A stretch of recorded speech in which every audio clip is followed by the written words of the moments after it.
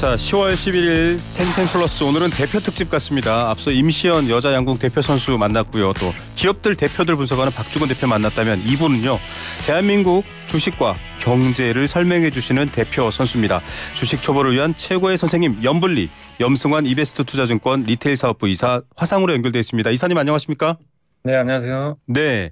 자, 먼저 경제 관련된 얘기 중에 지금 중동 지역을 들여다보지 않을 수가 없습니다. 많은 분들이 걱정하고 있습니다. 여러 분석 기사가 조금 엇갈리게 나오고 있는데 지금 뉴욕 증시 상황은 어떻게 반영되고 있습니까?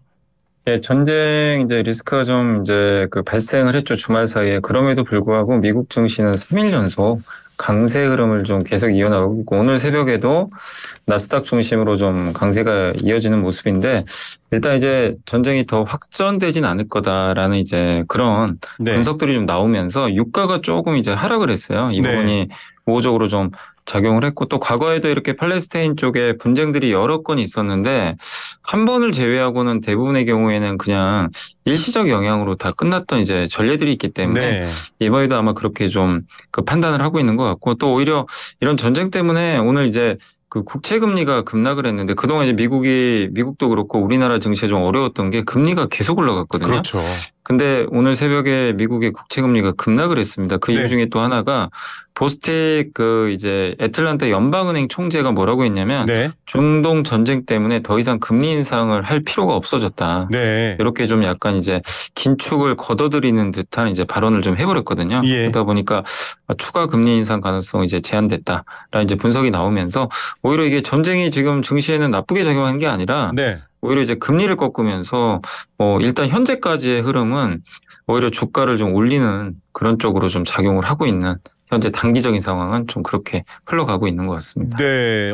중동에서 전쟁 나면 기름값 이렇게 걱정하게 되는데 일단 그 요소도 한 곱이 넘겼고 또 하나는 오늘 기사 제목이 그랬습니다. 중동 전쟁보다 연준 비둘기 시장이 반응한다라고 했는데 라파엘 보스틱 아틀란타 연방준비은행 총재가 경기 침체도 발생하지 않을 것 같다 이렇게 얘기했는데 원래 지금 물가도 걱정이었지만 침체도 걱정이었잖아요.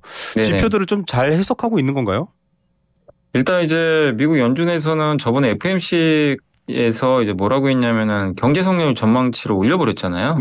그러면서 이제 미국 경기가 오히려 또 단단하고 물가는 쉽게 지금 잡히지 않는 상황이다 보니까 금리를 계속 좀 이제 더 올릴 수도 있다라는 그런 뉘앙스가 좀 나왔는데 사실 이게 엄밀히 보면 지난주 고용 지표도 그렇고 표면적으로 고용 지표가 너무 잘 나왔지만 내용은 별로 안 좋아요. 내용은 안 좋군요. 임금 상승률도 떨어지고 있고 사직률이라 그러죠. 우리가 보통 나갈 때가 많으면 퇴직하는 비율이 늘어나잖아요. 난 저기로 옮겨야 되겠다. 근데 미국이 최근에 보면 퇴직률이 좀 많이 줄고 있다고 합니다. 안 나가겠다는 거예요. 그만큼 고용시장이 타이트하다는 건 미국 경기가 우리가 생각했던 것만큼 지금 호황은 아니라는 거죠. 이게 조금씩 둔화되고 있거든요. 근데 그런 조짐들이 좀 나오는 상황에서 여기에 또 전쟁까지 이슈까지 터지니까 여기서 또 금리 올리면 미국 경기엔 당연히 안 좋게 작용을 하겠죠. 그래서 선제적인 또 예방 차원에서라도 아마 제 생각엔 지금 라파엘 연준 총재 얘기도 그렇지만 더 이상 금리 올리는 건 좀 이제 미국 경기에도 이게 도움이 되지 않는다고 좀 판단을 하고 있는 것 같아요. 그렇기 때문에 아마 미국의 금리 인상은 저 개인적으로 생각해도 이제는 끝나지 않았나. 이렇게 좀 판단을 하고 있습니다. 기대대로 되길 바라는 분들도 많습니다. 고금리에 대한 고통이라든지 여러 어려움들이 있기 때문인데 증시 내용으로 좀 들어가 보겠습니다. 좀 단기적인 거겠지만 방산주, 에너지주 관련 주가는 좀 오르고 있고 항공주 주가는 급락했다고 하는데 아무래도 중동 여파를 받은 흐름인가요?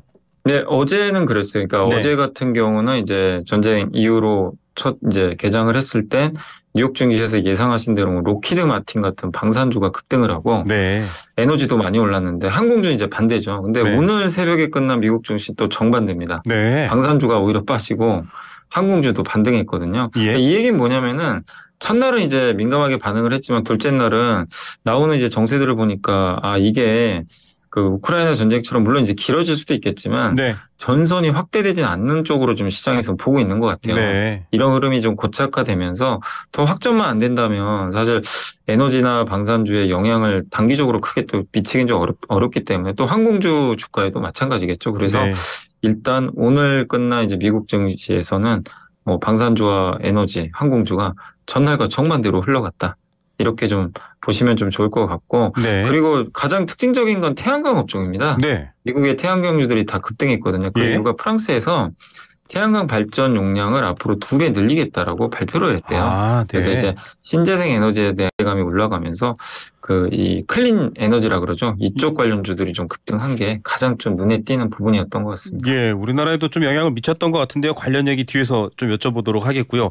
유가에 대한 불안 요소는 그러면 좀 한숨을 내려놔도 될까 이런 궁금증이 있습니다. 일단 지금 꺾인 상태로는 두바이유 기준도 그렇고 내려가고 있는 모양새긴 한데 어떻게 봐야 될까요? 중동 정세도 아직은 이란도 그렇고 사우디도 그렇고 확전을 반대하는 입장이긴 합니다만 알 수 없거든요. 지난번에 기름값 올린 이유도 그렇고요.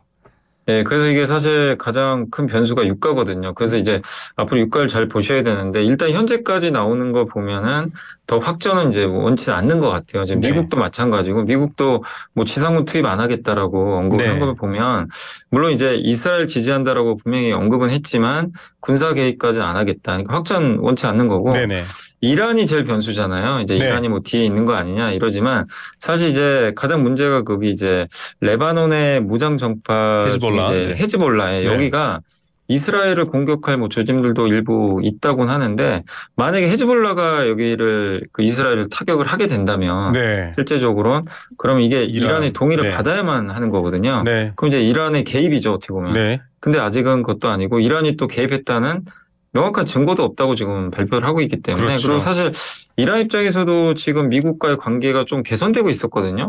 왜냐하면 이제 원유 생산도 조금씩 늘어나고 미국이 허용을 해주고 있었어요. 실제로.